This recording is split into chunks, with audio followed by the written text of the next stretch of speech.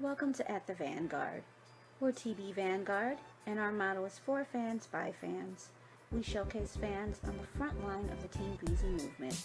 This podcast is an open forum to discuss current topics as they relate to Chris Brown and his fan base. Start off by saying that I know that we always want Chris to be not only nominated, but to win any type and every type of award that's out there.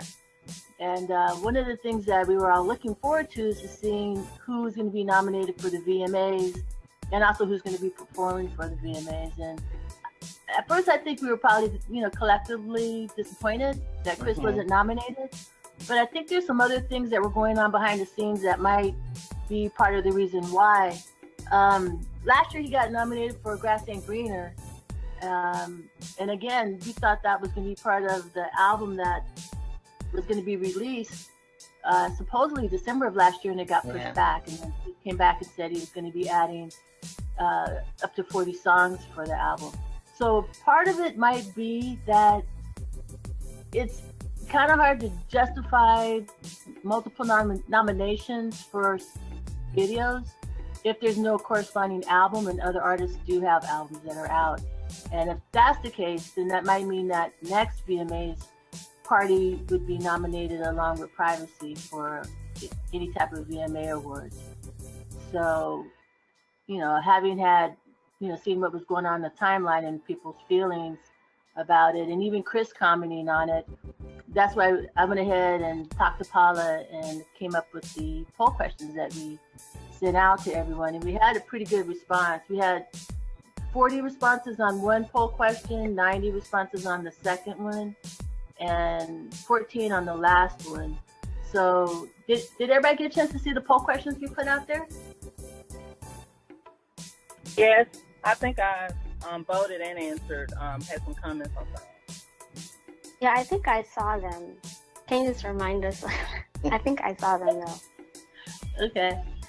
So Paula and I and Nikki, we all have three totally different meeting styles, and sometimes that's good and sometimes that's bad. So I'm kind of like the type of person who kind of pushes through to kind of keep everybody on track with the agenda. So if I get too pushy, just go into the chat and say slow down, or just say, hey G, let's have some chit chat, okay? Slow down. So don't hesitate to jump in at any time.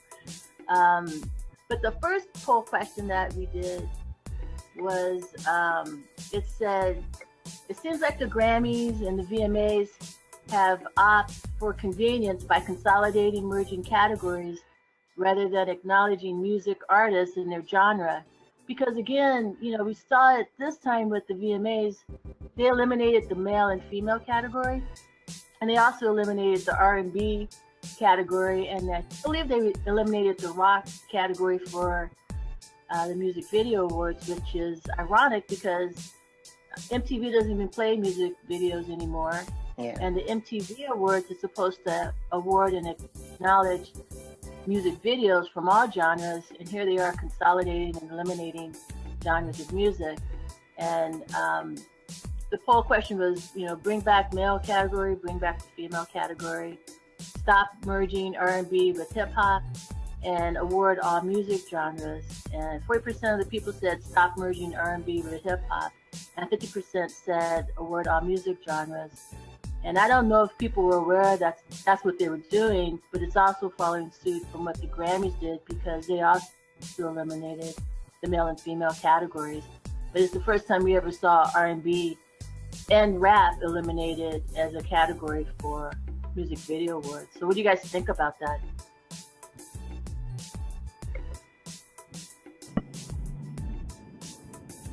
My comments were, when they're doing that, I think that they are eliminating a large group of people from being nominated for awards.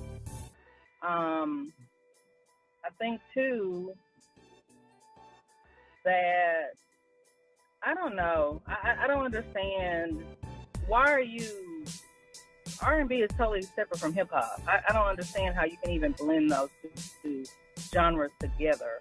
I can't understand that, and I'm not even in the music industry, so I can't even imagine somebody who's in it professionally does this on a daily basis would be thinking that that's the same thing. That lets me know that you're incompetent in your job. That's what that tells me. There's incompetence there. Or you're purposely trying to eliminate groups of people from being awarded. And see, that was my thought when I heard that. Because there was a time, of course, when we weren't included at all. But when you group us all together like that, the majority of a category, of course, will be nominated and represented. And the majority is pop. I mean, that's just, because pop is, of course, the big general audience. And so when you do that, you exclude the niche audiences. And supposedly this is going to be, music, all music. So yeah, it kind of defeats the purpose. Do you guys think that they're just trying to be like lazy and just, group everyone together thinking that, like, I'll just put them together, it all sounds the same, even though it doesn't, but, I don't think it's laziness. I think it's deliberate, and I won't use the racist word. I won't call it that, but there is some sort of bias because when you have the separate categories, you will have more representation in different groups. Right. Just saying. That's just my opinion. I kind of think it's laziness. I kind of agree with April because not only did they group hip hop with R&B, they also put rap in there, but they also eliminated the male and female categories. And to me, that shows laziness and incompetency, sort of like what April said, because they're supposed to be. Oh, that was me. Sorry. That was sin. That was me, sin. That was sin. Okay, because to me, that's just lazy and trying to. I think for the VMA Awards, I think they were looking at the award show itself and trying to have more performers and not looking at acknowledging male performers, female performers, and they just wanted to get sloppy and lazy about it and consolidate. I don't know if it's racist, because if it's racist, it could also be sexist by just putting them all into one category regardless of whether it's male or female. Yeah, you could be right. Then another reason why they may be doing it too is because they have such low ratings, and they're trying to possibly combine it so they don't have to spend as much money on awards, and they can spend more money on the entertainment for the award ceremony to get more people watching it. Yeah, that's a possibility. I was thinking, they were probably trying to get the award show to be shorter, but it's still just ungodly long anyway. I don't know. It doesn't seem to help. I don't know what's made it so long of late, but it's not like there's always great performances, the sketchy performances, and probably odd categories that they don't even need. That's what they should probably look at, not televising all the awards. But there's still, like, 3 hours is too long. They used to only be 2 hours. And yet they're eliminating, and they're getting even longer. Eliminating categories and getting even longer. So somebody's not thinking that through. Which goes back to possibly incompetence. Yeah, I agree. They need maybe people who are, I'm sure there must be experts on putting on award shows, because they used to be way better and shorter. The Oscars were never 3 hours long, and yet we saw all the major categories. The Grammys were never 3 hours long. This is recent, and yet they have fewer categories. I don't know who's able to sit there and watch something for that long. I can't do that. Mm-mm. I cannot. That's just way too much TV, number one. No. I don't know anyone who does that. What people do now is really just go online and catch they just catch the highlights. Yeah. And now people in my mom's generation, they'll sit and watch it for because they're in that generation where those were big deals. That was a big deal back then. No, the rest of this generation, we're just too busy. We don't have time for that. That's way too much time watching TV, sitting still trying to do that. No, nobody's gonna do that. I'm not doing that. And that's part of the problem why the ratings are going down, is because nobody's going to be watching it on television. Most people are streaming it on their phones or on like a tablet. And that kind of shows they're out of touch with how people are. Right, they're out of touch with the generation of now, which is not sitting and watching TV. No. And if they're streaming, it's because they're multitasking. You know, like I said, it's that generation that sat and watched the award show, lived for that. Those people are dying off. Yeah. Totally agree. I mean, that's why television shows. Look, I mean, I never imagined a day when soap operas would be totally gone. I mean, there are a few left that have come back on internet, but that's how much people have moved away from television. So yeah, they need to rethink how they're airing those shows. Yes. My grandmother still watches Young and the Restless. I can't even believe it's still on TV. And that's the only reason why, because that's her generation and the people are still alive. Yeah. Watching it. But like, you're right. They've taken, because of ratings, they can't justify keeping those shows on when people aren't watching them. This generation doesn't do that. We don't sit, we're active. We're actively doing other things, multitasking. We can't sit and watch the drama on TV. And now reality TV is taking the place of soap operas and things like that. Real life of what people are doing. And even that is being DVR'd. When people have time to watch it. Yeah. And you can get them on YouTube, or they have YouTube reshowing of them. And this whole thing of not having stream links to the shows. I'm like, everybody who has it on cable, will watch it on TV.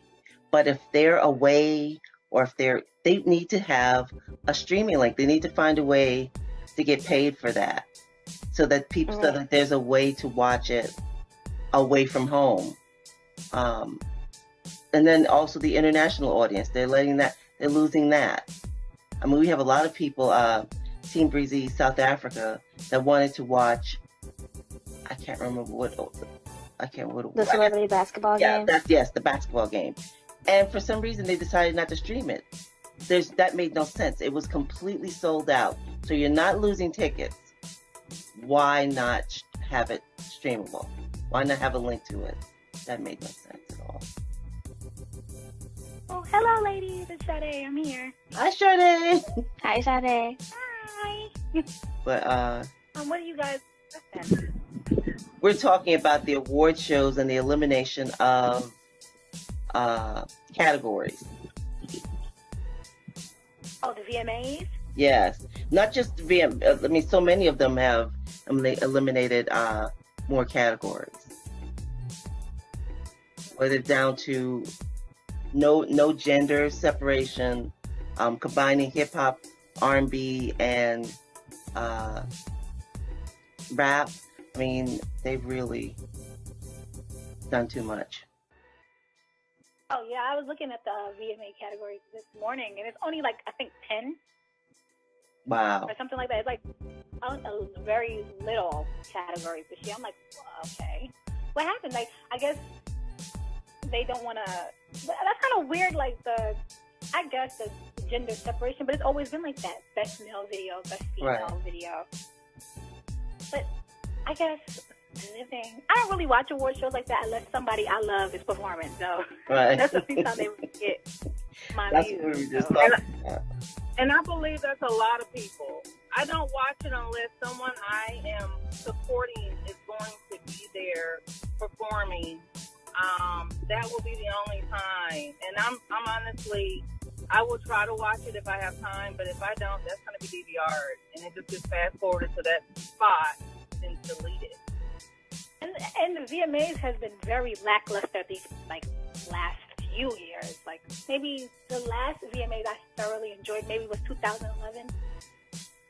and every year since then. Right. With the exception of like Justin Timberlake and Beyonce's Video Vanguard performances, they've been very lackluster as a whole. Like either the host is corny and cheesy, or there is no host, so it kind of feels like weird and all over the place. I don't know. It's just, I don't like it. Yeah, that's. I think the thing that's funny about it is that whether we know it or not, TBVanguard rules the VMAs, and we even had an influence on the Billboard Awards and the Grammys because collectively we're the ones who do the hashtag and promote those shows. Right. And when we post something saying, "Oh, our fave's not going to be performing," we're not watching. And when we do that, we see them notice that that's being retweeted and that people are not, TV is not going to be watching because that's a dedicated fan base. So I think we need to think of what we're going to do for the VMAs. Maybe just not even mention them and see what happens, because it's all about dollars for them. And they know certain fan bases have that power to have people watch the show or have people turn the show off. So. Right. I definitely think to be boycotted. I'm boycotting it. I am not watching. Yeah, I'm not watching it either, just because friends and the hosts to not watch that. Because I think that when you're eliminating groups or combining groups, you're doing it on purpose. I take that personally. So I feel like you are purposely trying to cater to a certain subgroup when you do that. Yeah. So I do not think. I take that as I take it as hostile and offensive. That's exactly how I'm taking it. So I'm not going to support it.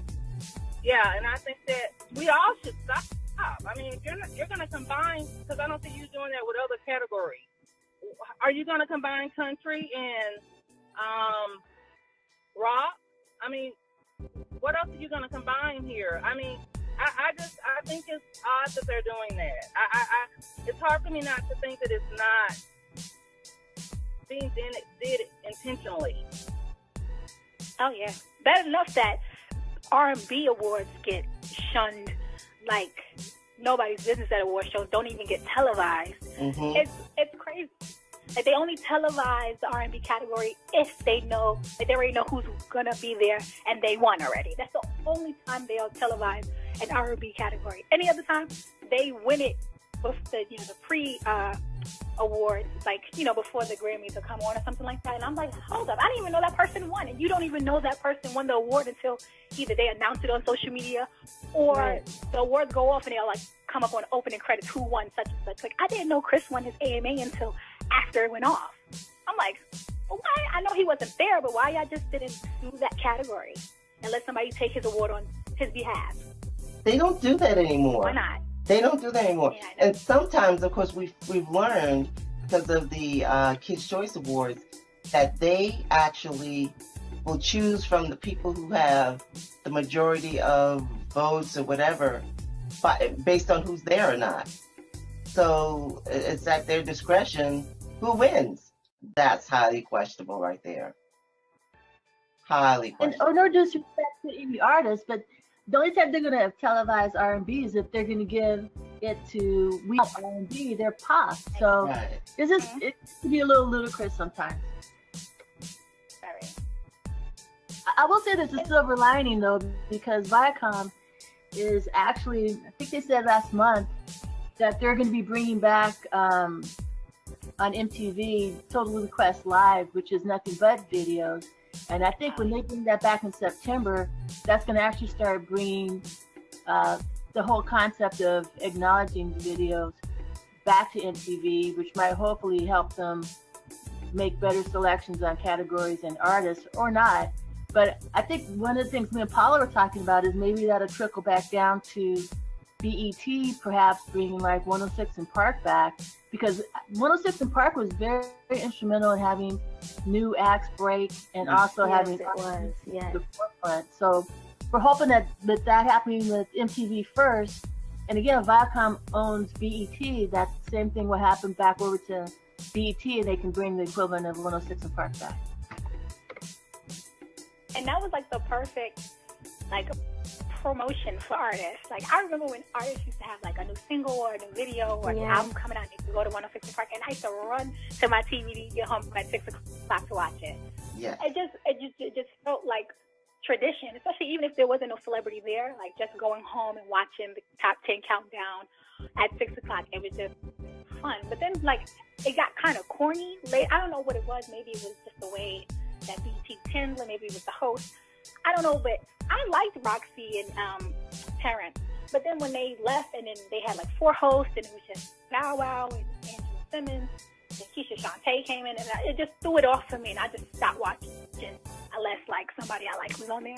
Yeah. But it's like now BET literally shows no videos. The only time they mention music is the BET Awards. That's once a year, and the Hip Hop Awards. So Yeah, they did what MTV did, because MTV used to be nothing but videos. When I was in college, it was new, and we would be in class falling asleep because we stayed up all night watching videos, and there weren't that many videos, so you watched the same videos over and over again. So it was really crazy, but that's how addicted they were. It's like they've completely forgot that they little by little got rid of all their videos, because there used to be video shows. BET had Video Soul. They had Rap City. There were just so many different. They had categories, but put them in shows. MTV had Yo MTV Raps. They started having shows. TRL needs to come back. It really needs to come back. I miss it. It was really a good show. And some major events happened, because people would do, especially somebody like Diddy, would do something really big to premiere their video. Like, he did this one thing where he was on a treadmill for, I can't remember how many hours. So they would do all kinds of stunts like that. And so, yeah, bring those shows back so we can have people really do things to premiere their video. And like, not just, oh, it's going to drop at midnight and you go online and look at it. On YouTube. Right, right. There needs to be something bigger. Even if they do it online, an online show. Well, plus for the people in New York were actually standing in line, and maybe the people from New York could on how they would stand in line waiting to see performers on 106 and Park. You know, right. Tell us. I know it was snowing and raining, and people would still be standing in line to see a favorite artist who was going to be on the show. Mm-hmm. Yeah, I know that it was definitely a part of, like, when I was younger, I used to always watch it with one of my best friends and her mom, and we would always go to her house and watch it, 106 and Park. Like, that's definitely one of my top shows from when I was younger. Sade, you were I remember watching 106 and Park.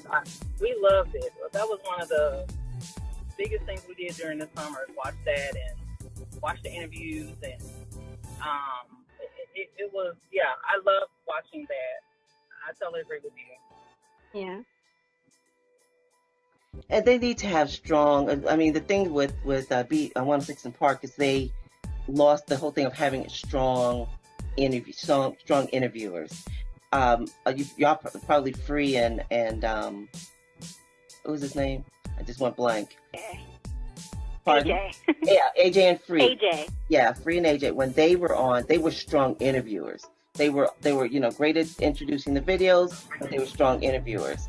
And so there were some great moments when they were there. But even Roxy and Terrence, they were good at interviewing and bringing out different things in the interviews. I remember when Terrence interviewed Busta Rhymes. I'm sorry, Buster. When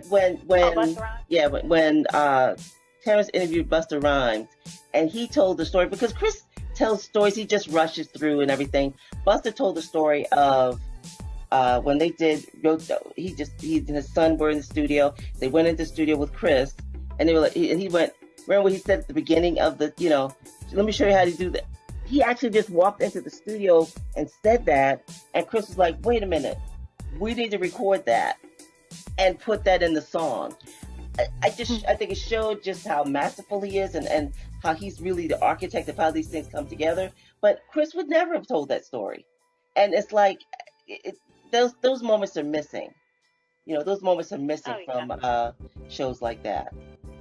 I didn't even know Busta told like an in-depth way of how that song came to be. Yeah. Chris explained. Yeah, I didn't either. Yeah.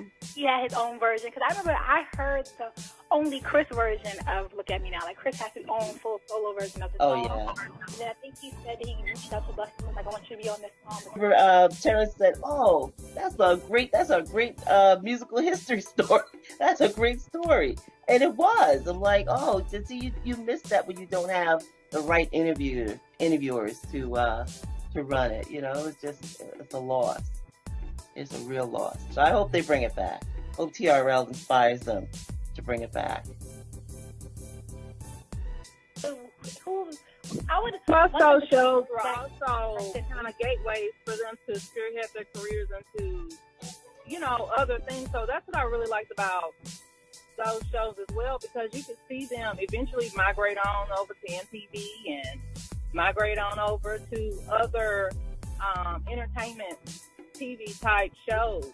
And you could, you would be more interested in sitting down and watching what they're doing because you've already gotten a taste of them from a previous network. Right. I feel like just because we live in the age of the internet, everything didn't have to just solely be online. Like, yeah. I know I get excited. Artists like, oh yeah, I'm dropping a video at midnight. Here's the link. It's cool, but just that feeling of, all right, well, I'm gonna be on such and such. Tune in TV, and it's like, oh yeah, now I get to watch TV. Because really, when I watch TV now, it's nothing but either I'm watching the ID channel, watching like Snapped and Murders, or like reality TV. It's like weird because I rarely see videos on TV at all. I know sometimes MTV shows like music videos like 5 and 4, like 4 or 5 o'clock in the morning, but it's like rock and pop music. It's barely hip hop or R&B, and it's like, first of all, who's up at 4 o'clock in the morning watching music videos? I'm asleep. Who's watching? Like a lot of these songs, I'm like, these are like some of the biggest records in the country, and I've never heard them or saw the video. I'm like, where are y'all watching this at? And then I go look on YouTube, the video got like 4.3 billion views, and I'm like, how? I never seen this video before. Yeah, like when was it trending? It was like, I didn't see that. Well, one thing I noticed about like watching Vivo, this has to be paid for. I would watch a video, and then there's a video by an unnamed artist, I won't say the artist, that comes on automatically. No matter what genre I watch, this video would come on after it. And that gets its views up. I mean, I don't watch the video, but I mean, that gets the views up because it's automatically coming up in people's playlists. It's some new technology on how to merge the viewership, the responses, and the fan bases with the videos, because I think you guys are right. It's kind of hard to look at it on television because everybody's doing different things. But there's certain moments that everybody remembers, like when, even just a couple days ago when Kendrick Lamar dropped his video with Rihanna, everybody was looking at that online. So they're going to have to merge the videos, the music, and the technology and make it convenient for people to do it on their smartphones or tablets. I think that's the part they're struggling with right now. And the commercials. There's a lot of reason why people don't watch TV anymore because of the commercials. I can't do commercials anymore. I just can't. And that's the majority of the reason why you have kids mostly watching everything on YouTube. I mean, my kids, I don't think they watch TV in years. I know they run around on their iPads and their laptops and their iPhones. That's what they watch. That is TV for them. YouTube and Hulu, Netflix. It's no longer cable. The only reason why we have cable is because I travel, and sometimes I may be in a place where I can't get the channels I want. Well, I can stream into my own cable channels from wherever I'm at. So that's the only reason if I'm somewhere I can't use it. But again, if it has commercials, I'm not watching it. You know, I've slowly stopped. Okay. Oh, sorry. Oh, I've slowly stopped watching TV too. Like, I've noticed over the years, like, I only watch TV if it's something scheduled, like a 7 o'clock or a 9 o'clock. Like, if it's not that, I'm not scrolling through channels. Like, that's not happening anymore. That stopped a while ago. Yeah, they show the same thing over and over. Oh God, yes. Oh God, yes. You pay all that money, and it's like, oh wait, that's on again. come on. You know, I was laughing last night because they've been showing Takers the last couple of days, and I watched it both times. It's just some movies that I watch every time they're on, and that's one of them. And I was like, but why are they showing this so much? But that's what they do. They just show the same thing. Rotation. They keep his movies in rotation, which I don't mind. Get that check, Dave. But they're not even doing cable anymore. They literally just purchase either Netflix, Hulu, and they also get that Amazon stick. You can just stream movies and television shows without any commercials. You can do that. You don't have to.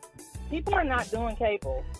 They're running all kinds of crazy deals because people don't do cable anymore because people don't watch TV like that anymore. I was about to jump in. I had to find the unmute button.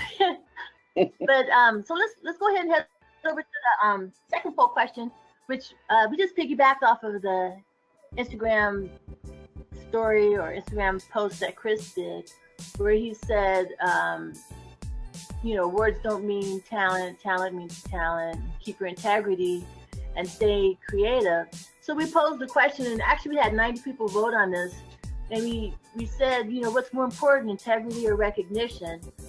47% said integrity at all costs. And then the second came in and said, we don't care about awards. And then the third popular one is, why can't we have both? But then we did have some people who say that recognition over everything. And we know there's people, Team Breezy and everyone else who thinks that awards, recognition, acceptance by the mainstream media or pop or music industry is important, that Chris should kind of worry about that or cater to that. But what do you guys think, though? I mean, that's what Chris said. He said, the awards don't mean talent. So what do you guys think? I think it's true. I mean, he's still successful with awards or without them. He's still been doing great. He still has people that want to work with him. So having those awards doesn't necessarily mean that you're doing the best or you're in your prime. Especially now, I don't think that it means as much. So. This is April. I think that you should be recognized for your talent. I know that it doesn't ultimately, as long as you're living your dream and doing what you want to do, so few people get an opportunity to do that at all. So for you to be living your dream and being paid well for it is an absolute blessing. But I think that too, you should be giving credit for what you are doing in the industry and the changes and the differences that you're making in the industry. And it just shows to me how it's just so unfair. That's where I really just have I struggle with that, because I feel like he should be getting recognition for his talents and the things that he's doing in the industry. I think that I don't understand that. I don't understand the concept of not allowing someone who has made such a huge contribution to music and the industry not be recognized or awarded for their efforts. Regardless of anything that's ever happened, this is who I am now and this is what I'm doing now. And I have a problem with that. And I agree. I think that no matter what, at the end of the day, as long as you're doing what you love to do, then that's what matters, because you'll do it for free. It wouldn't even matter whether you can pay for it or not. If you love what you're doing every single day, you'll never work a day in your life. And I truly believe that. But I have a problem with the unfairness of how that is being portrayed in the music industry. I really do. I think that there is a lot of that's to me not having integrity. That's not integrity. I like to go. I want to agree. Yes, April makes very valid points. I also feel like, I guess Chris does it because he's humble, and he said in that Insta story, like, this is coming from me who's won a lot of awards, and this is someone who has like about over 100 awards and has won every mainstream award for music that's possible. So right now he doesn't have anything to prove. He won every award. He has a Grammy, VMA, every single mainstream award possible he has won. But I do feel like he does get snubbed, and it's not because of his talent. We know he's one of the most talented people to ever grace music in the last 10, 15 years. We know that. Mm-hmm. But a lot of people like to hang personal issues over his head. And it is tiring sometimes because it's just like he always puts out music or a video within the deadline of a nomination and he still gets snubbed. How is that possible? Like, I get it if you're like, oh, well, these songs were bigger than whatever he put out, but still give him his, just due. I feel like his props. Exactly. Yeah, like, why not? Because he had one Party was a huge record. Was a huge video, has like over 150 million views on YouTube. Like, he had people doing he made a challenge off of how good the song was, let alone just the choreography was amazing. That definitely deserved a best choreography, nomination, if anything. If he would have got anything, that was definitely deserved. Though is, because some of these, I always put the word success in quotes because some of these people aren't as rich as you would think, that they give the appearance of being, and they're not as successful as they give the appearance of being. But there's a lot of kissing up that Chris is not going to do. He's not going to do that. That's why he's talking about his integrity. I think that's a lot of times why he says that, because he's not doing that. He's never going to do it, and I'm proud of him for that. And I mean, and you have to also look really historically. These awards have never. There's always been some magic, something for some people to get lots of awards and others get none.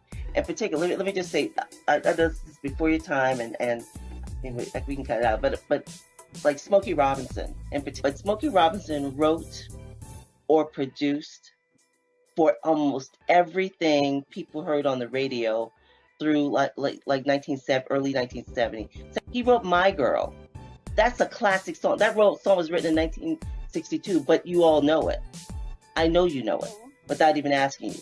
But he's written iconic songs like that. And yet, he has one Grammy that he got from a song he did with Rick James in the 80s. It's a nice little song, but doesn't compare to all that he's done. But I'm like, these awards, they go to the popular, sometimes the popular record company, popular movie studio. So, you want the recognition, but in some ways, they almost don't mean what they should, because there's a lot of bias and buying in and kissing up, all of that. I just need to say that because I just think it's such a crock. No, I agree. I think that these award shows are pretty much a popularity contest, honestly.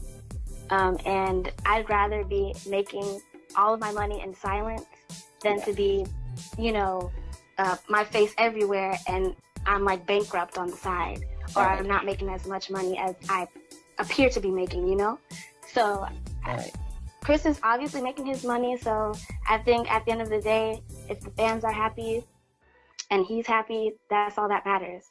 Well, I think it's jacked up too that the industry is so corrupt. I don't understand, why can't it be, you're being awarded for your actual performance. That's what it should be. I guess I have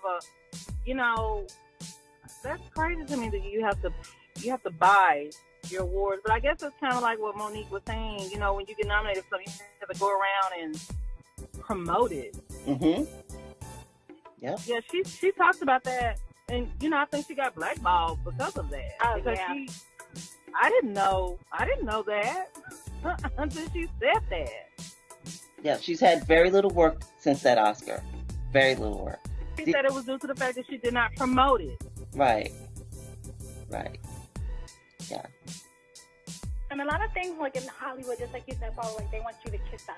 Right. We all know that this is no brown nose. Not going to happen. So it's not going to happen.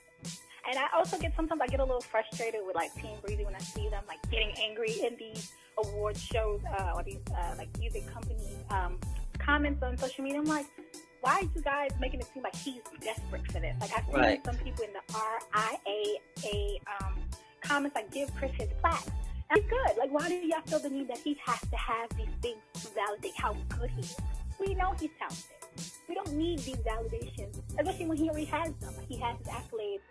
He's chilling. Like, why do you feel the need that these things validate how good he is as an artist and talent? Like, why?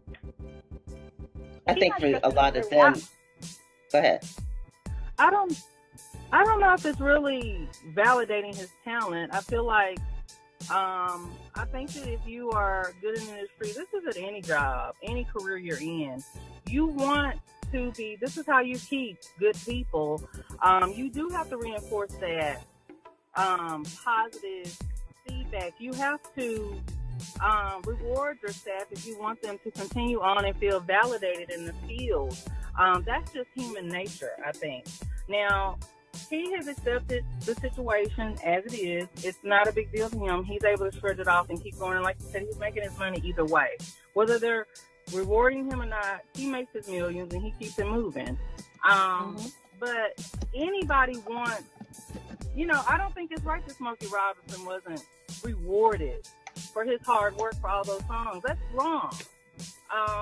He should have gotten recognized for that. Why wouldn't he have? He's made songs that are still being flashy today. Like you said, My Girl is a classic. But I think we have to remember that, investigated for some of the streaming numbers, and they're questioning the platinum numbers that he has for his new album and some of the singles. So sometimes the streaming is being bought, or they're using like robots to stream it. So sometimes those awards don't mean as much as they used to mean. But I can understand people wanting Chris to get the recognition he deserves. But it's a crazy industry, and it seems to be kind of corrupt. Oh, yeah. Yeah, absolutely. I agree. Now, when everybody's so gimmicky, and sometimes he could be a little gimmicky with his singles and stuff, but I mean, when it all boils down to it, he's just so interesting. Yeah. Like, things that I would love to just sit down and have a one-on-one conversation, just wonder what goes on in that brain of his. No, seriously, same. No, seriously, the same. I agree. Like, I feel like he's the type of person that has, like, he dips and dabbles into, like, different things, like random, like, he probably knows, like, random facts about random things. Like, I don't know, I feel like he just has multiple interests. Like, he can't just focus on one thing. Like, he'll probably know a little bit about everything, Right. Do you remember that jacket that he had, and it had all these different bands on? It was a really crazy jacket, and those jackets are super expensive. But it's like, you have to know, like, these alternative and rock bands to choose the markings that were on this jacket. So it's like he has interest in all kinds of music, because you couldn't just... Was it a party during the party tour he wore this jacket? No, this was a long time ago. In fact, it might have been 2012, because I think I remember Rihanna having the jacket on, Oh, with like the spikes on it. Yes. Okay, I remember what you're talking about. That jacket. Do you know what I'm talking about? Yeah, it's one of those, it was a Rockstar jacket, and it's funny because it was a custom jacket, and Chris got some flack from some rockers who were saying, why is he wearing this jacket? He doesn't know anything about these artists. He doesn't know anything about this music. And the person who created the jacket came back and said Chris knew he knew those artists, those groups, and disputed the fact that Chris could or couldn't be allowed to have those type of musical groups and insignia on the jacket. So Chris knows all kind of music, and a lot of people don't know that because they don't know him. Just like the same people who said, oh, his music sounds the same. It's be there. You must not listen to his music. He has everything, In a documentary with that, like, I wish they would have put more, like, footage of him in the studio. I would love to see how he goes about his studio sessions. Like, even when he used to do, like, Ustream back in the day, I could just see how he could make a song and how he doesn't write his lyrics down. He goes and record a piece and come out and do it again and put it like that's so creative. Who thinks of stuff like that? Yeah. Like, he'll lay down the melody and then go, and then he'll build his lyrics off of that like that. And it's just like, who thinks of stuff like that? Like, he's so creative. He knows his chords, he knows his tempos, he knows his instruments. It's just like, I know I hate to do these comparisons because people like get upset about it. But he really is like, his creativity is like Michael Jackson. Like, Yeah. how do you know these things? Like, just the perfect sound, what goes there? It's just like, that's amazing. The thing of comparing it with Michael is just, I compare it to a lot of different, because it's not that he's like, because he's not like him. It's that phenom feature. It's being a phenomenon. There's certain artists who are phenomenal, and that's why you can compare him to Michael. That's the one that you know in this generation. But James Brown was like that. I mean, and I think something that's unique to phenoms, they also put people on. It's just something about them. They're not jealous. Yes. They're not worried about somebody else being more talented. They're like, oh, look at this amazing performer. That's something that phenoms do. That's why you compare him to Michael, because that's the phenom that you know, that's in your generation or close to your generation. That's why you compare him to Michael. But all of them are like that. It's some stray gene out there that makes them, you know, and they're born that way. You can't. Like, they try to put these groups together, these manufactured artists. No, he was born Chris Brown. He was born that. Michael was born Michael Jackson. And something, I don't know what that secret formula is, what that X factor is, but that's what makes those artists. And so, yeah, that's why you compare him, you know, because that's the one you know. But then that's exactly what he is, a phenom. Yeah. I'm done doing a speech.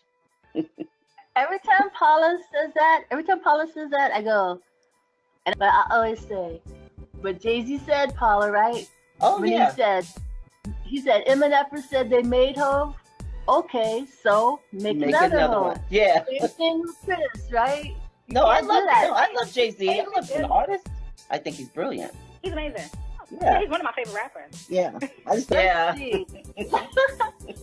So the last poll question, and this was kind of tricky. I think a lot of people had a hard time understanding, was that Kanye West had said, you know, white publications, please do not comment on black music anymore.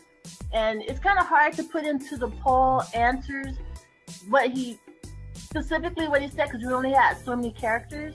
But he was really just trying to say that sometimes you've got Pitchfork and Rolling Stone and Billboard critiquing artists, regardless of who the artist is or what their genre of music is.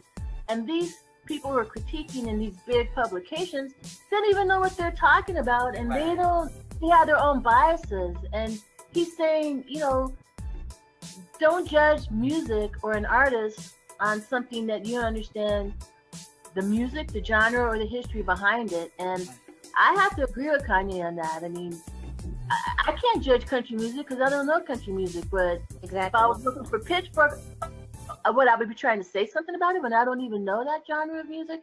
And I think they do that to Chris, and I think they do that to R&B, hip hop as a whole.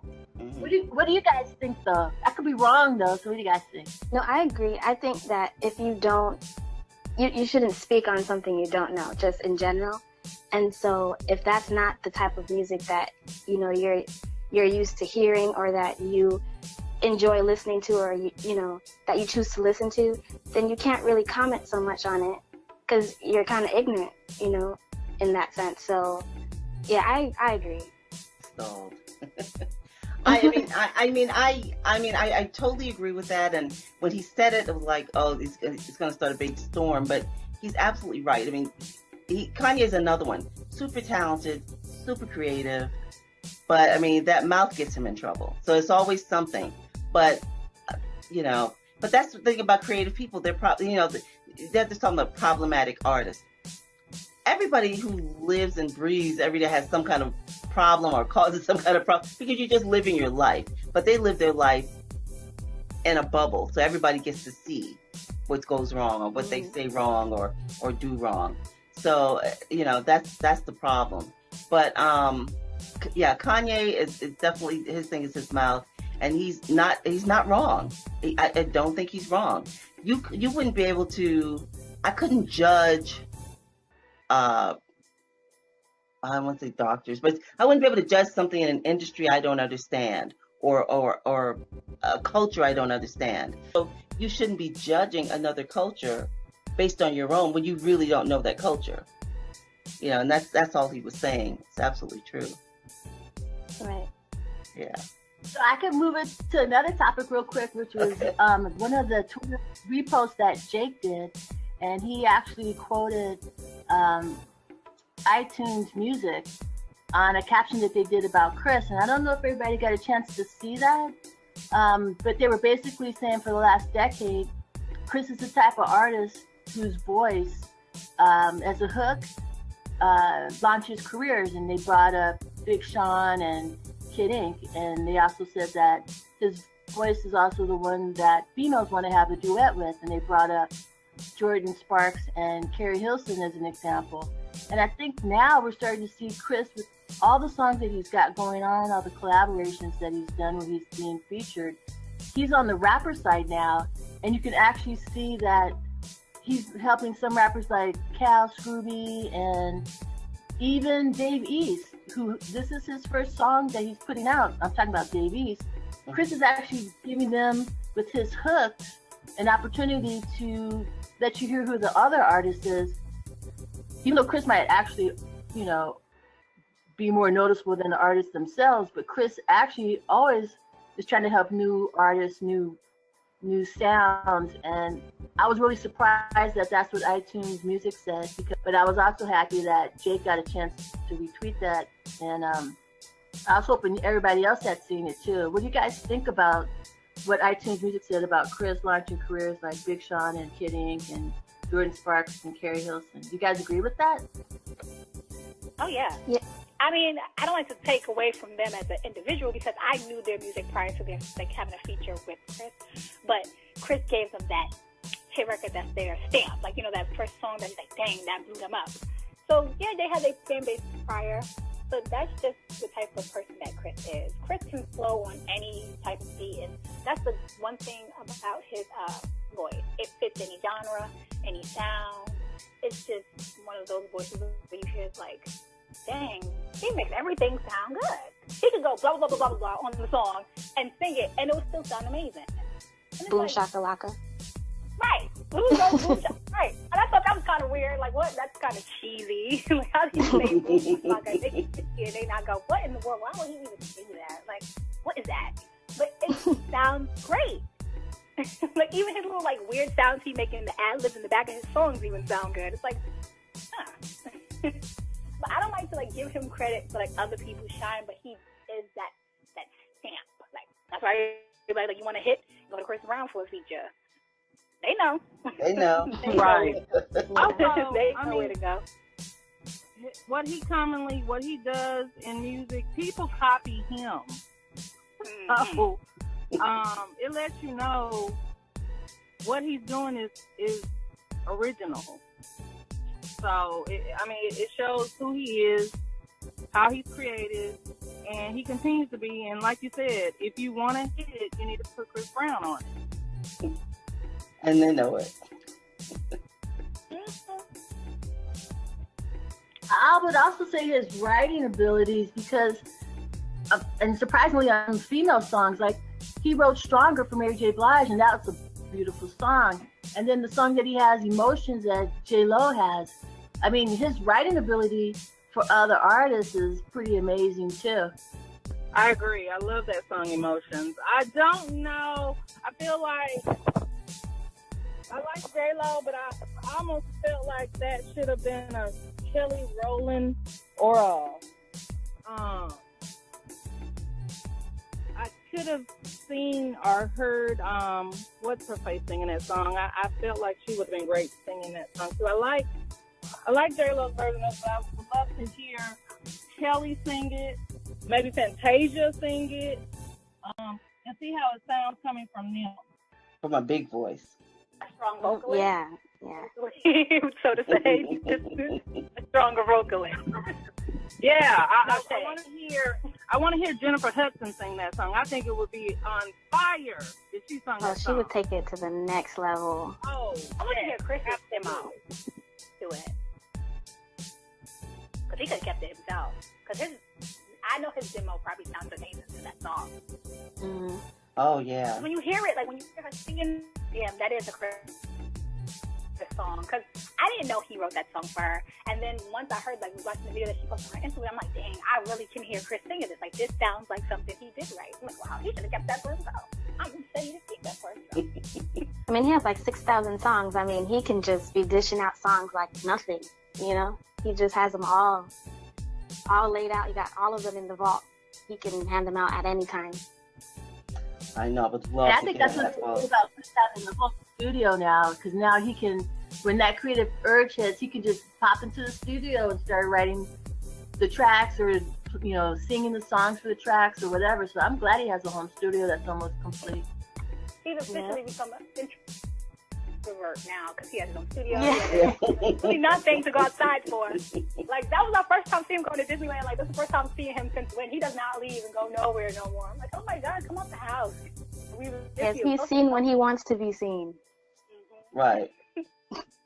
Well, I think I've exhausted all my topics. What else do you guys want to talk about? I I'm trying to keep us on track. Keep us on track. Because I've got a lot of stuff to cut out. So we can't have like a 20-minute podcast. I guess we could have a 20-minute podcast. Because there's a lot that has to go. Well, I've been really checking out a lot of those Black Pyramid outfits and the new stuff. I love it. His Instagram page, I absolutely love the coordination, the colors, the styles. Oh, he's really taking it to the next level. Oh, yeah.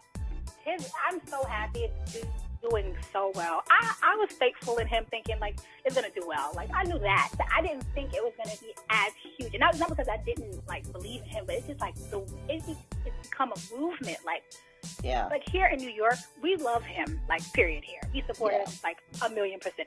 Like, when you go in any, like, urban clothing store, he has, like, his own section, like, with his picture.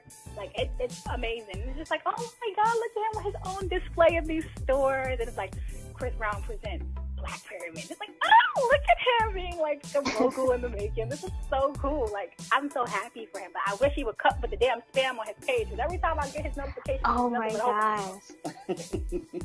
Especially since this stuff is not going to be available. It's either not available or it's gone already. It's like, but I mean, that's the exciting thing about his brand is that these collections are capsules. It's like he does a collection for a while and then there's no more. And I think that's what people like about it. You're not going to see the same thing over and over again. You're not going to be walking around seeing the same thing that somebody else has, wearing the same thing somebody else has, not in any great number. Well, that's been my problem with finding some of the styles of the stuff. For some of the jerseys, the Black Pyramid jerseys and stuff, it's just hard to, I mean, what he's advertised on his page, well, you don't find that, or when you're wanting to order it, it's not available.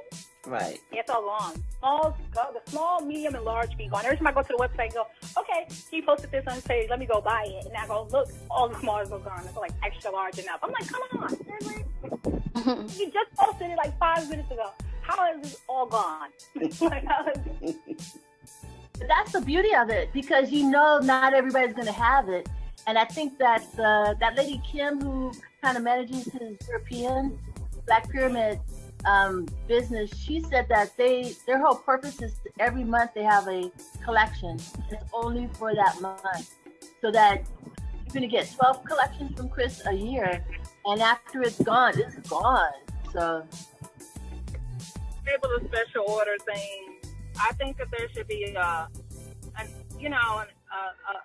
selection or an opportunity to special order something, especially if I'm having an event or doing something and I have a certain style I want to rock. Based on what he's advertising, I do want to have that. I'm looking at this girl on his website, on his Instagram, who's wearing a party tour jersey. I know was not a part of the paraphernalia. No. I want to jack her for that. That thing looks so fly. And it looks like the insignias on the sleeves are 3D. Like, oh, if I see a kid, I'm like, it's a website. Oh, this thing is not. It's a website. Oh, they are they? Okay. Because I got the jacket. Now, you talk about the small. See, I'm big, so of course, but it's not big enough. But I mean, I still had to have that jacket. The jacket is really cool, and you talk about well made. And that's the thing, you know, he puts out quality stuff. It's not like throwaway trash or cheap, you know. I was looking too. You have a lot of other artists that are rocking his clothes too. I was catching up on this growing up hip hop and the Brat, the one I was watching, the Atlanta one. And the Brat was rocking that jacket, that Black Pyramid jacket, all over that show. Yeah, like a full Black Pyramid outfit on. And my mom is so funny because she was watching. She's like, whose brand is Black Pyramid? It's cute. The Brat got this jacket on. Black Pyramid in the back. I said, Mommy, that's Chris Brown's clothing line. She said, Chris Brown got a clothing line. Yeah, and she's doing very well. She was like, well, good for him. She was like, I think I want to. I'm like, oh my God, Mom, please don't buy no Black Pyramid. I mean, you can, but please don't. I'm like, oh God, I don't want to see you. Don't do her like that. With her friends. Like, who is this? Like, where is this from? This is Chris Brown clothing line. He's right. Like, the way my mom loves him, you would think he's her son. Like, that's funny. Don't do her like that. Let her get her some Black Pyramid. Don't treat her that way. So funny. Like, she calls me out the room like, who made Black Pyramid? What is this Black Pyramid that she got on the back of her jacket? This is cute. I'm like, oh my God. And the Brat always wears his stuff. She's worn his stuff on award shows. She wears a lot of his stuff. That's so funny. I saw her tweet that. Lala wears a lot of his stuff. Lala and Gabrielle Union wear a lot. Lala had a sweatshirt on I've never seen anywhere else. I'm sorry? He's very hands-on with the creativity of it. Yeah. And I love that his employees they stress that enough. Like, he is so hands-on. I've never worked with someone who's so hands-on with their brand. It's like, it's so dope to know. But then again, it's like he's so hands-on with everything he does. Yeah. Like, it's not hard to leave. That's the advantage, Baby G. Like, if you told me he was back there at the sewing machine putting it together, I'd believe it. We also follow one of his, I think his name is pronounced Gabriel. He's the person who does a lot of the international checking for the factories. And we follow him on Instagram, and he did an Instagram live when he was in the Chinese factory that actually sews Chris's Black Pyramid line. And he was talking about how, they were interviewing some of the people who worked there and how many families Chris was providing jobs for. And I was telling Paula and Nikki, we really should try to do an interview of having them tour the factory one more time, so we can put that on our site so that people can see, what the factory looks like. It's not a sweatshop, and how many people are actually getting above the normal wages for putting together the Black Pyramid line. So hopefully we'll be able to do that, because he goes there periodically. I think like every quarter he goes there to visit the factory and talk to the workers. Wow, that's great. I've always wanted to look inside his closet. Ever since him and Nick Cannon did like that little war on Instagram, like who had the better closet, I was like, he has to, because it's so funny that like did that with like showing his sneaker closet, because I was in his comment maybe like 2 days before that interview had came out. I was like, you need to do a special presentation of like cribs. I need to see your house. Like, your house is like amazing. Did it still do it was the day he posted that picture of his car inside the house, and he was standing on it shooting the basketball in. Oh, like, yeah. Dude, go on MTV, tell them to give you a one-night special presentation and tour your house, because your house is like a fun land. I want to look at it. I know. Yeah, he should just do it himself. Do they have... Is MTV, is Crib still on? I don't think so. Is it still on? Anybody know? No. No. Because I haven't seen it in years. I don't think it's still on. But he could just do it himself. Like we were saying, he could use April saying, oh, he could break the internet. He could break the internet doing that, just showing his house, showing when his studio's released. He really, he needs to go ahead and do that. I hope he listens to us. If he heard that podcast we did, where we were talking about how to roll out the album and talking about doing his own talk show and that kind of thing, I hope he listens to it and does it. Let's hope so. I saw a little bit what his artwork. I would love to see that being showcased the way he does the Black Pyramid stuff. I see that he does a lot of artwork in his home, but I would just love to see it You know, I just wish we could see more of that. Like, I would love to purchase a couple of pieces, to put, you know, it's just colorful, it's very original, it's just different. So I really love the artwork too. So I would love to see that more. I don't want to say commercialized, but it's just, I can tell everybody wants Chris Brown art. I mean, even in that one interview with, okay, so, but everybody, I can tell he gets that from people all the time wanting artwork. And I just think he should start showcasing that, and that's a whole nother market he could corner. Well, I'm glad he's starting to put more of it on canvas. Music. Like when he's finished, he's going to go in the art market. Yeah, and he has offered his artwork. Maybe I think it was like during the Fortune tour, perhaps that whole era. He did offer select pieces around Christmas time, I believe. So yeah.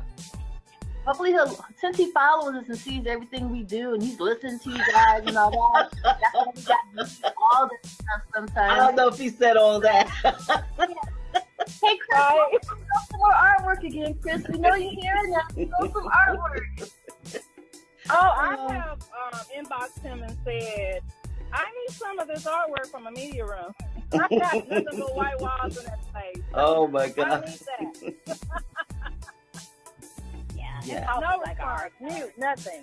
I remember looking when he showed, he was on Instagram talking about something, and somebody in the comments said, I need more color in my house. It's like, when you look at it, I was like, yeah, I don't have that much color in my house. I need some color in my house. Like, because it looks so plain white walls.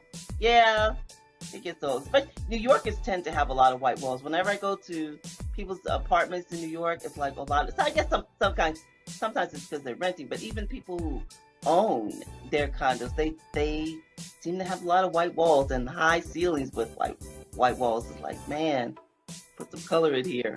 So I'm gonna head into another direction real quick, only because I'm anal and I'm trying to stay on track. And Paula, pull me back. You guys pull me back if you want to. But I wanted to talk about how next week they're going to be having the premiere of Welcome to My Life in the UK. And we're so excited about, Chris having it, I think at like 12 theaters over there in the UK. So what I did was I went into the DMs and I told Riveting Entertainment, I said, hey, I guess you and Chris are going to be in the UK for one of the premieres, huh, Paula? Can you send us pictures if you're going to be in the UK? And they didn't reply back to us. I was trying to get some information. I don't know if they're going to be there or not, but I tried to see if they were going, if they could take pictures for us. What do you guys think about it being over there in the UK for one day? It's doing, a lot of those theaters are selling out really fast. So they may have to add more theater times, because I went and checked, being nosy. I'm like, I'm not from the UK, but I'm going to go look and see. And a lot of them, they actually add like an additional show, or like the one showing that they had is almost sold out. And I'm like, but they love him over there. And I kind of wish they would, lift his ban so he can go. They love him over there. So I knew they were excited for that. I knew it was going to do well. That's one of his, maybe his biggest market after the U.S. They love him in the U.K. Like, they even travel when they know he goes touring overseas, they know he can't come to the U.K. They travel to other countries just to see him on that dedication. They go to Amsterdam. Have you ever seen that? There's a video and a picture in Amsterdam, and because I know a lot of them from Twitter, there was like 3 rows of people from the UK. The people I don't know if you know Old Dirty Barbie, and there were quite a few of them. Oh yeah. And it was Old Dirty Barbie's birthday, and she said, and he was waving her panties. She was like, he called my panty, he called my panty. That was her best birthday. She was so excited. You got to think about this too, though. I mean, he's showing the movie in at least 12 theaters in the UK. But he's not mentioning any other countries in Europe. And I was thinking, I'm not talking to Paula, I said, that seems kind of unusual, because you would think he would have it in Germany and Ireland and Amsterdam and Paris, because that's where he's been. But they're all in the UK. So I was wondering if that meant something or not. What do you guys think? I don't know.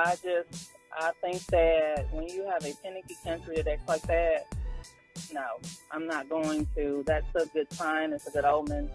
Don't go there. Yeah, make your money. You don't have to go there. Because I can already... Yeah, you can make your money without going there. Do remote money. And it's not a problem because I know if he was, to go there and it isn't an issue for him to go over there. If he was to go, I'm going to do a tour and he would sell out the O2 or Wembley is what it's called? Without question. Wembley Stadium. Yeah, Wembley Stadium. Yeah. He could definitely sell those out, especially in some years. They seem almost 10 years left. But the fans deserve to see him because UK Team Breezy gave him multiple number one albums, during these last few years. Multiple. So they definitely deserve to see him. The question I'm really posing is, okay, he's doing all this in the UK. Does that mean that he's going to be releasing the documentary in the other countries in Europe? That's part of the question as well, because so far it's only been the UK with 12 different theaters. So is he going to end up doing it, like I said, in Germany, Ireland, and France? Because that's where he normally has gone to perform. Spain, he was there as well. So I was curious if he was going to start branching it out after he hit the theaters, after the movie hits the theaters in the UK. What do you guys think? I thought he was going to do overseas all at once because the UK premieres on the 3rd, and then the 5th, 5 days after that, the 8th, it's going to be worldwide for us to buy on DVD. So it's kind of like, well, we don't need to see it in the movie theater if it's on DVD. Yeah, I'm thinking it's not going to the other countries. Yeah, that's kind of weird. Yeah, that's strange. Yeah, that's why I was looking it up, because I was wondering what everybody else is thinking, because, like I said, that's multiple theaters on one day. Those countries are so close together. They, France is bordering, and Ireland's bordering, the UK. So it's just kind of curious, and I was trying to figure it out. Well, Andrew did say he has some big things coming more than just videos. So I don't know. Everything is so mysterious with him now. I don't even know what to expect anymore. Having said that, so August 3rd is going to be the release of the documentary in UK. And then on the 8th, like you all had mentioned, it's going to be released worldwide. So I'm just wondering, does it have anything to do with perhaps maybe the album being released at the early part of August, or are we still looking at towards the 21st of August? What do you guys think, though? I'm going more for a late August. It just seems like it. Yeah, because it just seems like the way it's about to roll out. I think he's about to shoot the videos in the next week or so, because the dancers are rehearsing. So that means within the next couple of days he is going to be shooting a video. After that, he got to see how those singles do. I think he wants to have at least a few, we got a platinum one, we got 2 gold. Well, Graphic is going to be on the album. Well, I don't even know if that's going to be on the album. Who knows at this point? We don't even know. I don't even know if the songs that he gave us is the official track listing. Because what stylist and post the song that's supposed to be one of the singles isn't even on the track listing. So it's everything is just confusing at this point. I'm thinking either late August or early September. I don't have a date because it's just so inconsistent, and I don't know. I just think they do this when they get ready. I don't see the point of speculating of when he's going to release the album or not. He's just kind of been inconsistent with that. So it either makes me think that it's actually really not ready and he's still working on it.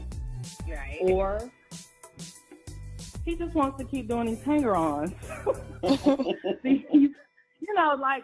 don't know what that is. Because I see people on Twitter all the time and Instagram, when are we going to get the album? When are we going to get the album? I'm begging. Oh, my God.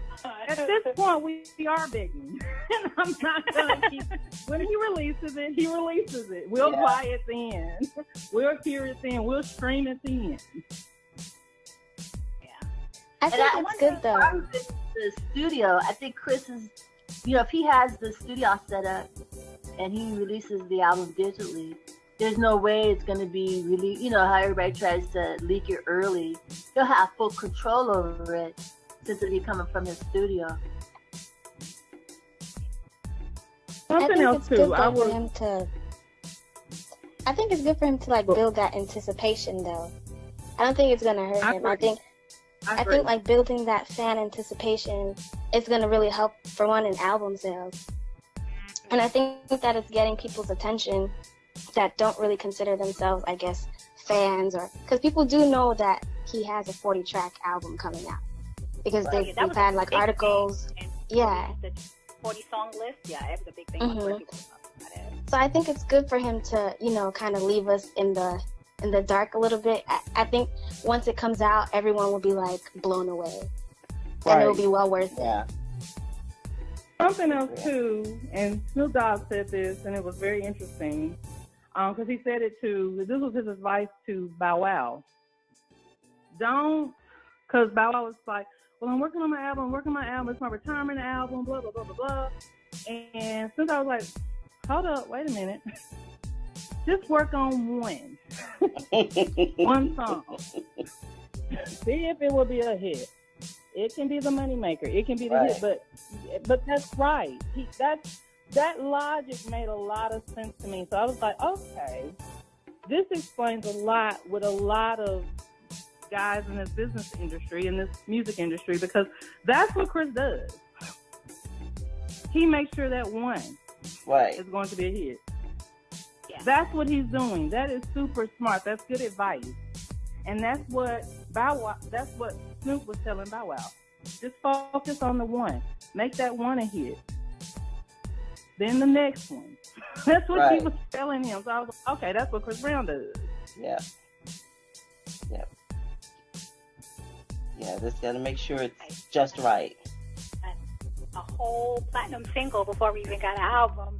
And I think like all the big names have already dropped for like 2017 or 2016, so you know they're not going to play an album out this year. So Chris is like only one of, you know, like one of the last of the big names that hasn't dropped anything yet. So he probably has like, for like singers at least, that has like one of the most anticipated albums. So when he does drop it, it is going to be a conversation piece. Of course, it's going to be trending. You know, and everybody's going to listen to it, whether it's people who consider themselves fans, you know, we're going to listen to it. Right. And all that. So, I don't mind. He can take his time as long as he needs. Once he's finished, give us the product, and then let that, you know, ride off of that. And he don't have to put out, if he's giving 40 songs, he doesn't have to put out another album for at least 3, maybe even 4 years, because 40 songs is a lot to digest. And he can, that's 2 albums worth of content. Well, even maybe even more. With 3 albums worth of content, he's giving us one. So he can chill for like at least, you know, 3-4 years to go for that tour off of it. And just chill. Like, I really feel like he never had his break. Like, you know, like, he works so much. I know that's just his workaholic thing, but I think after he dropped this, he can just cool his boots. Not like, you know, like go sit down somewhere, but like just chill. Like I gave y'all a 40-song album. He don't have to give us another album for years after that. Yeah, but he'll probably tour though. He'll probably tour for a couple of years. You know. He should. But another thing that I've like been thinking about, I feel like he should do Super Bowl off of this album. Yeah, I think that it would be perfect timing. Choose that. I don't know how they choose, but it's rare that somebody kind of young does it. I'm trying to think. I think Michael may have been 35 when he did the Super Bowl. I don't think I see people clamoring for, oh, we should. That's not that's not going to get it for him. It almost makes it look desperate because asking like that, it's not going to do it. It's not going to do it because they don't choose. Well, we're asking because we want real entertainment at the Super Bowl. Oh, yeah. I mean, because the songs that we've heard are like from other artists are like maybe 2 or 3 years old. You know, he has fresh content out, and I think that it would help him, you know, in terms of promoting his music. That's a large platform, so I think with all of these songs that he's going to be releasing, and then Super Bowl is in like February, I think it's perfect. Yeah, but what I'm saying no one wants to hear songs. Yeah, but I'm saying is I'm talking about the way they choose Super Bowl performers. It's not like anything else. It's not. I mean, it's not like any other performance or award show, or it's not like that. You don't just do, oh, I'm going to do the Super Bowl. It's not like that. It's very, very right. different. All right. I agree with you, but what I'm saying is they should. This is the thing. People be wanting a show, a halftime show. Chris Brown puts on a show. Yeah. Beyonce puts on a show. They put on shows like the Jacksons did back in the day, like James Brown did back in the day. And the party tour can show you that he can do that. You know what I'm saying? God, the visuals, the acrobatics, and everything. He could definitely do that. Yeah, the party tour was theater. It really was. That opening, oh my God, that was amazing. Yes. Like, just imagine what he could do with a 40 track. Like, there's so much he can do. Again, like, it could be so theatrical with all of those songs. He doesn't have to do all of them, but there's so much to choose from, and he can take his art in so many different directions, you know, his production in so many different directions. I think it would be really great if he had that opportunity, and it would be perfect timing, because it's fresh new music, and he's popping right now, you know, and I think it would give him a chance to finally get to an audience that maybe didn't check for him, and now they can see, oh wow, I didn't know he could do that. You know, I think it would be great. Outside of a headline, you know? Yeah. Right, you know, yeah. And I think one of the things that you know, we had talked about earlier was when Chris performed in Salt Lake City. That's the first time he ever performed there, and we had a couple of people who were just going crazy about him being there and how great of a performer he was. Even the person who did that painting of Chris was saying how shocked, you know, she was that he actually came to Salt Lake City 2 weeks ago. And that's the kind of stuff that Chris needs to do more of, is to get to the audiences he doesn't get a chance to see, or they don't get a chance to see him, and actually perform in front of them so they can see what an amazing artist he is. Right. Oh yeah, like when he stopped at Minnesota during the party tour. He hadn't been there in 10 years, they said.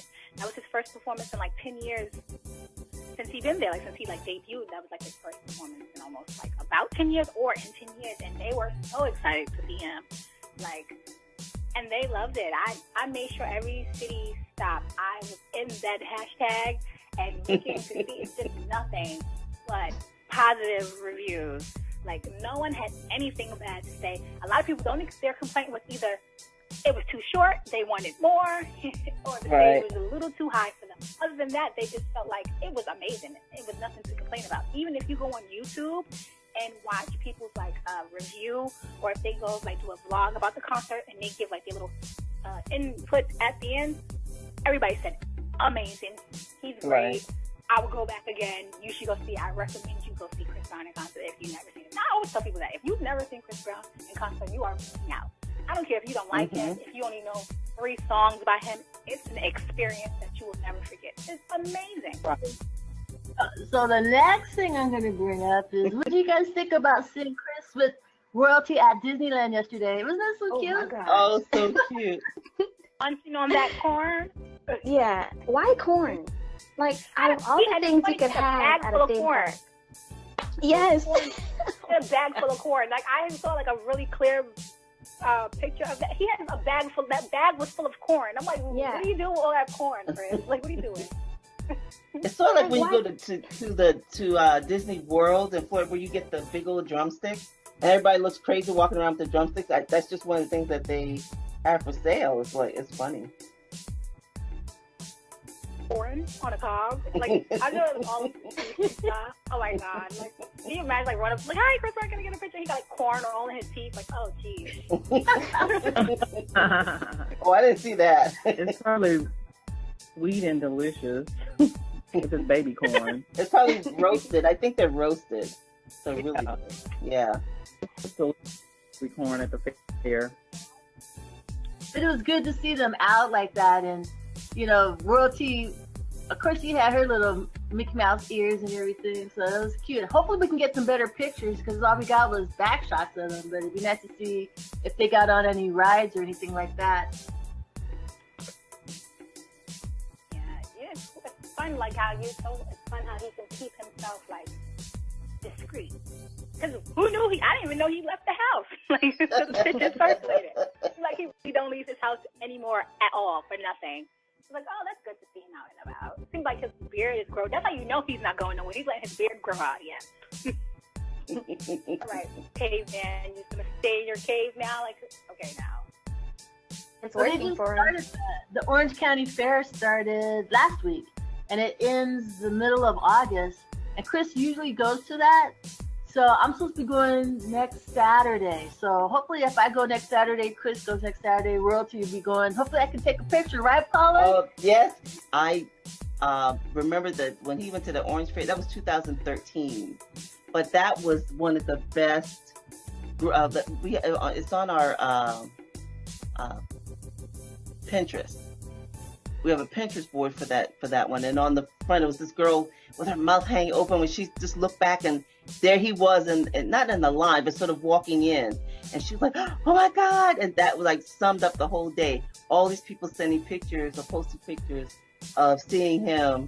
And they had a little group of them, and they of course got ahead of everybody else and had their own separate lines. But just seeing him at the fair and, winning a bear for his girl and that kind of thing, it was just so cute. He was just having so much fun that day. I'd love to see that again with him and Royalty. Yes, I love to see him and his mom and her. I think that is priceless. I think to see that side of him out with his family and doing things. I love to see that. And so I'm gonna have to kind of wrap this up really quickly for you guys. But I wanted to ask everybody's opinion on the 2 songs that were released by Dave East and the one by A1, where Chris featured on it. What do you guys think about those 2 songs? I like the A1 one.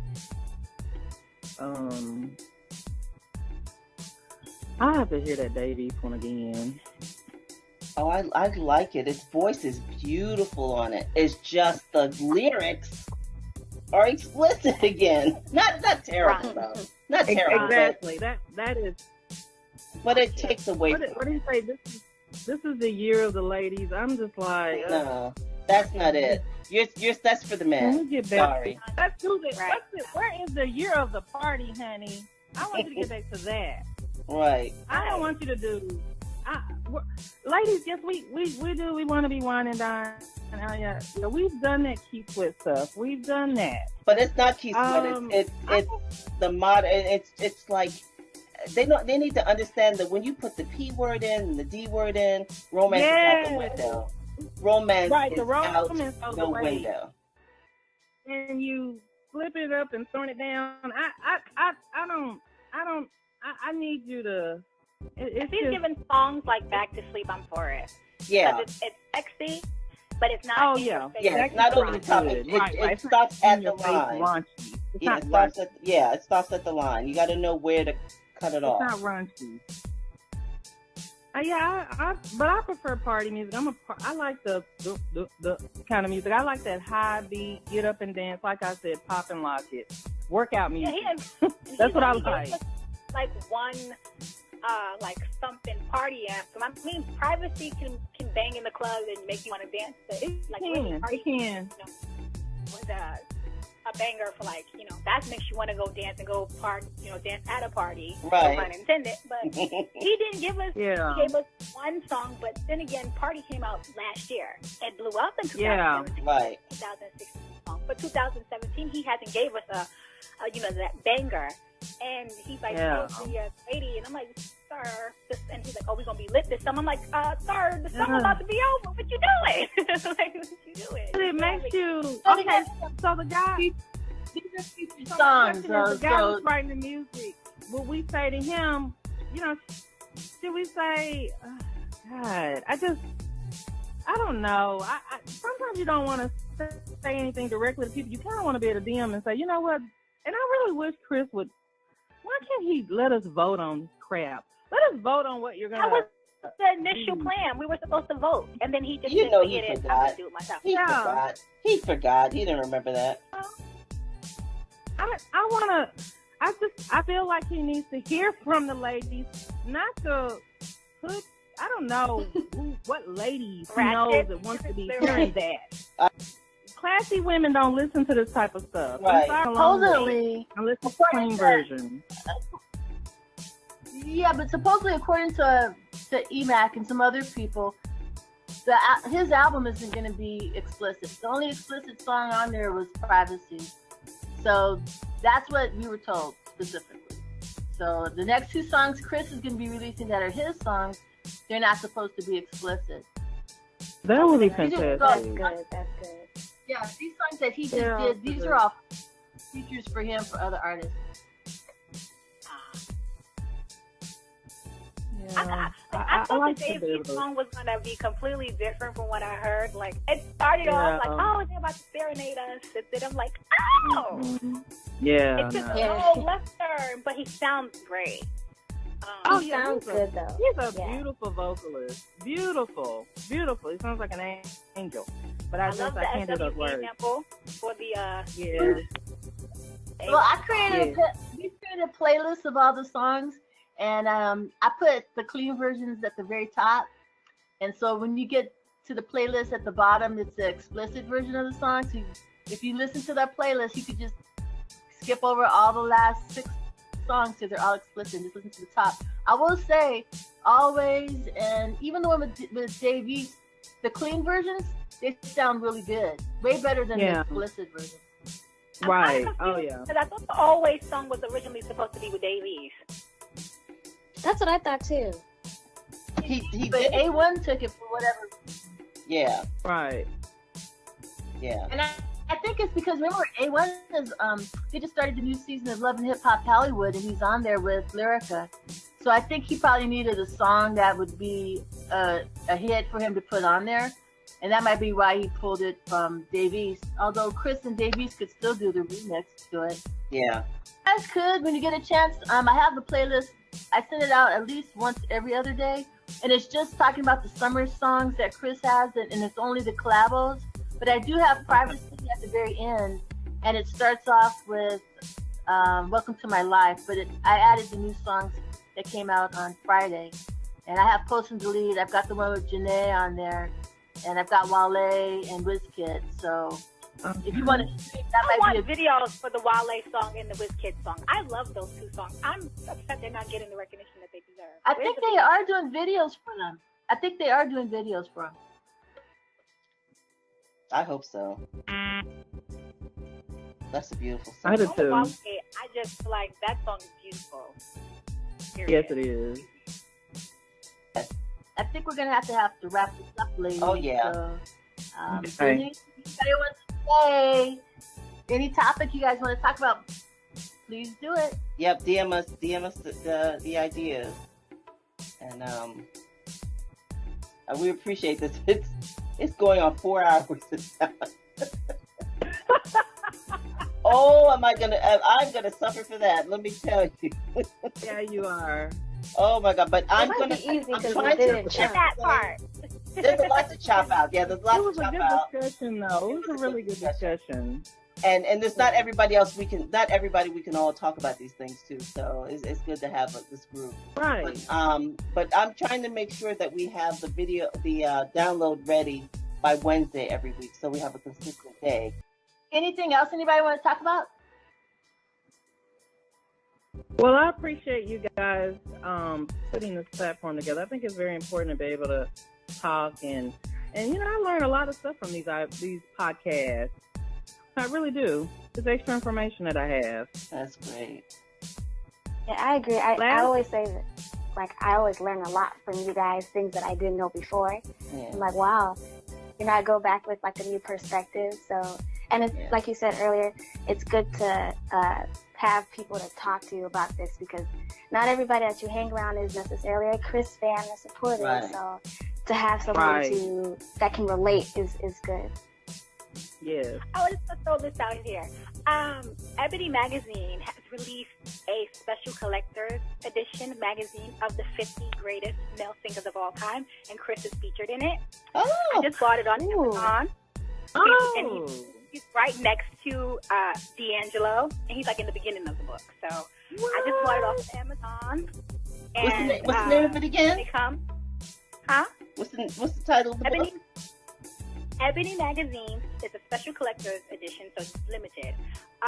The 50 greatest male singers of all time. Michael Jackson's on the cover, so you know he's numero uno. Okay. And Chris is featured in it. So I ordered it. I think it was maybe like $6 on Amazon and eBay. If you guys want to buy it. I'm on Amazon. My phone is in my hand for Amazon right now. I think Mine it's too. or $8, something like that, like $6 or like around that price range. And Yes. Chris is featured in it, so I'm excited to see. They got like a really nice picture of him. I saw like it in my online, and I'm like, oh my god, I have to get this person featured in it. I was so happy. And he had like a nice little paragraph written about him. It's positive, obviously, nothing mention of anything negative. So I was like, let me buy this. Plus, I want to see who they listed in here. So that's just a little thing that if y'all wanted to buy that and add it to your collection. It's pretty cool. I was like, that's dope. That he gets like, acknowledgement for being great. And I love the fact that he's featured in African American History Museum. That's dope. His name is on that wall. Oh yeah. Yeah.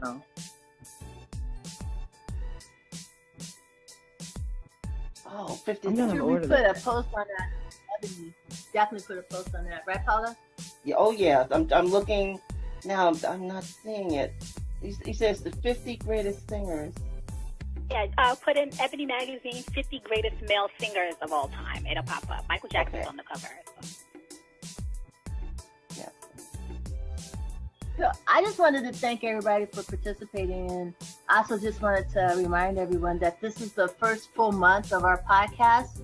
And so that's a big accomplishment for us, but that's also a big accomplishment for you guys, because you're part of that history we're creating right now.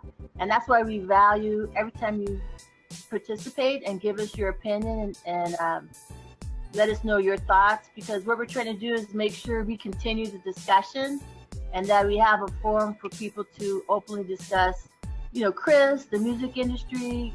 We touch on a lot of different topics. And so we just wanted to say thank you for everyone for participating, but you're also being part of the history that we're creating, and we appreciate that. Well, thank you guys. This is wonderful. It is. Yeah. And we hope to see you next week or talk to you next week. Thanks for everyone's input. I hope you guys have a great weekend. And we're going to definitely try and get that post up about Chris and Essence Magazine's 50 Greatest Singers. Thank you so much for giving us that info we didn't know. Thanks for joining us on this episode, and we hope you'll join us again at the Vanguard.